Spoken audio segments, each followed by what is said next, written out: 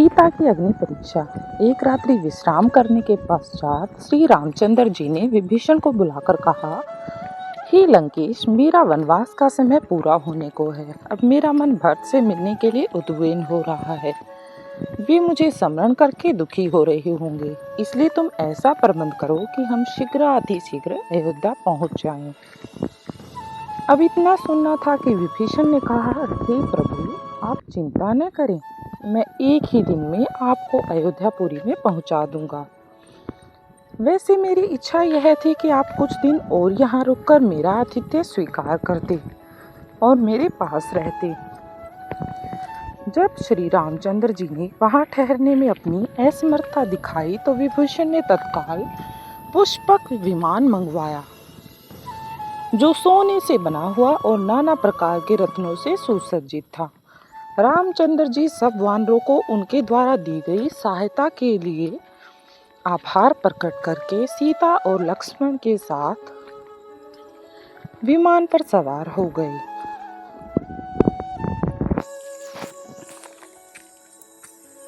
सुग्रीव सहित सभी वानरों और विभीषणों ने भी उनके साथ अयोध्या चलने का आग्रह किया, तो उन्होंने कृपा करके सबको उसी विमान पर साथ ले लिया। विमान आकाश में उड़ने लगा। रामचंद्र सीता को लंका, सागर, सुवर्णमय पर्वत, हिरण्यनाभ, सेतुबंद किष्किंधा नगरी को देखकर उनका महत्व बताने लगे। बीच बीच में सीताहरण के पश्चात की घटनाओं का भी विशद वर्णन करते जाते थे। जब विमान किष्किंधा नगरी पहुंचा तो वैदेही ने सुग्रीव की भार्या तारा आदि को भी अपने साथ अयोध्या ले चलने का आग्रह किया। अब उनके आग्रह को भगवान श्री राम टाल भी कैसे सकते थे, तो रघुनाथ जी ने विमान को यहाँ उतारकर सुग्रीव तथा अन्य युद्धपतियों से कहा कि वे शीघ्र अपने अपने परिजनों को, जो अयोध्या चलने के लिए तत्पर हैं, जाकर ले आएं। श्री राम की आज्ञा पाते ही वे सब अपने परिजनों को लेने के लिए दौड़ पड़े। फिर विमान अपने गंतव्य की ओर फिर से चल पड़ा। विमान चलते ही रामचंद्र ने सीता को ऋष्यमुख पर्वत दिखाया, जहां उन्होंने सुग्रीव से भेंट की थी। फिर उन्हें शबरी की कथा सुनाते हुए पंपा दिखाया। जटायु के मरने का स्थान, महात्मा सुतीक्ष्ण तथा शरभ के आश्रम श्रृंगेरपुर आदि दिखाते हुए भारद्वाज मुनि के आश्रम पर पहुंचे और वहां पर विमान को उतारा गया। भारद्वाज मुनि के आश्रम में पहुंचकर उन्होंने मुनि को सादर प्रणाम किया और कुशल क्षेम के पश्चात अयोध्यापुरी भरत तथा माताओं के विषय में सूचनाएं प्राप्त की। फिर उन्होंने हनुमान से कहा, वानर राज, मैं चाहता हूँ कि मेरे अयोध्या पहुँचने से पहले तुम अयोध्या जाकर पता लगाओ कि राजभवन में सब कुशल तो है। तुम श्रृंगेरपुर पहुंचकर वनवासी निषाद से भी भेंट करो, उनसे तुम्हें अयोध्या का मार्ग भी ज्ञात हो जाएगा। भरत से मिलकर उन्हें हमारा कुशल समाचार देना और यहाँ हुई समस्त घटनाओं से उन्हें अवगत कराना।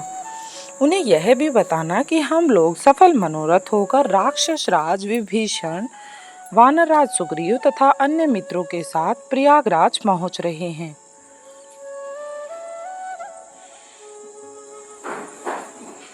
साथ ही भारत की मुखमुद्रा का भी सूक्ष्म अध्ययन करना।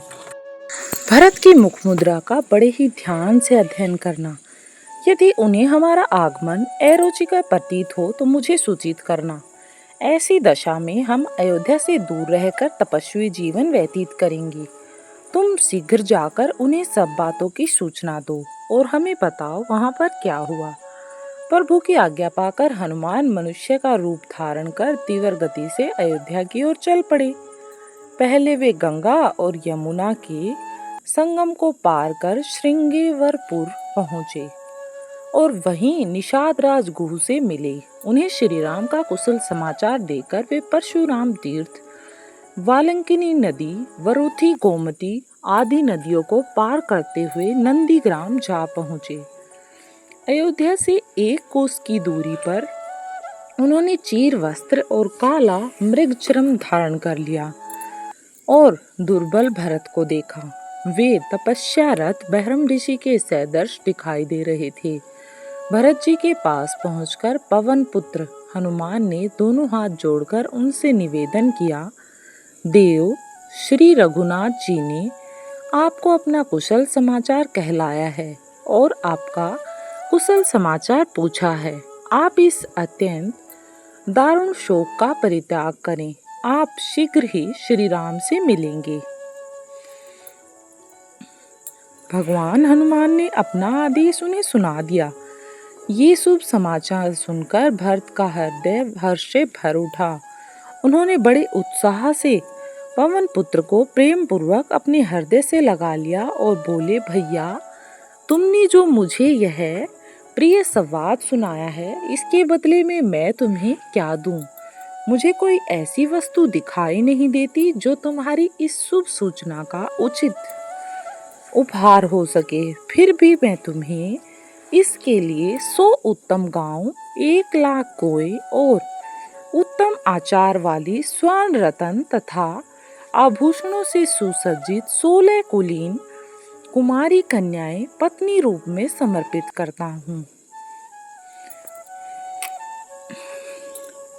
भगवान श्री राम के आने के आगमन में हनुमान जी को बहुत कुछ मिला। फिर बोले, सौम्य मुझे यह बताओ कि श्री रघुनाथ जी का और वानरों का मेल मिलाप कैसे हुआ? भरत के इस प्रश्न के उत्तर में हनुमान ने श्री राम के वनवास से लेकर दंडकारण्य में प्रवेश करके विराध को मारने, शरभंग मुनि के स्वर्ग सिधारने और खरदूषण तथा त्रिशरा को मारने, सीता हरण, गिद्धराज जटायु की मृत्यु और सीता की खोज करते हुए सुग्रीव से भेंट होने का सारा वृत्तांत उन्हें कहकर सुनाया। और उन्होंने सीता की खोज करने, सागर पर पुल बांधने तथा सपरिवार रावण को मारकर वैदेही को मुक्त कराने तक का वृत्तांत सुना डाला। यह भी बता दिया कि अब रामचंद्र जी पुष्पक विमान से आ रहे हैं।